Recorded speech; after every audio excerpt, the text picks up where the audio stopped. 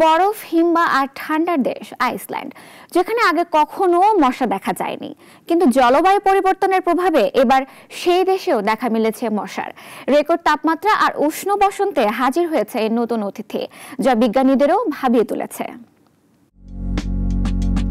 বরফের দেশে নতুন অতিথি মশা। আইসল্যান্ডবাসীর জন্য এটি যেন অবিশ্বাস্য এক খবর।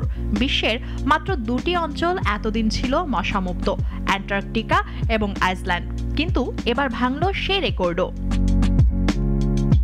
স্থানীয় কীটতত্ত্ববিদ বিয়র্ন হ্যালটাসন রিকজাভিকের দক্ষিণ পশ্চিমে একটি হিমবাহ উপত্যকায় মশা দেখতে পান। তিনি স্ত্রী ও পুরুষ 3টি মশা সংগ্রহ করে ন্যাচারাল হিস্ট্রি ইনস্টিটিউটে পাঠান।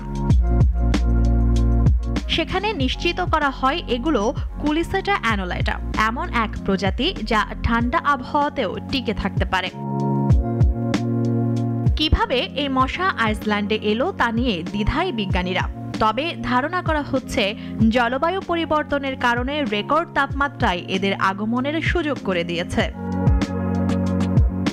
এবছর মে মাসে আইসল্যান্ডে তাপমাত্রা পৌঁছেছিল 26.6 ডিগ্রিতে, যা দেশটির ইতিহাসে অন্যতম উষ্ণতম সময়। আর এই উষ্ণতা মশার প্রজননের জন্য সহায়ক পরিবেশ তৈরি করেছে।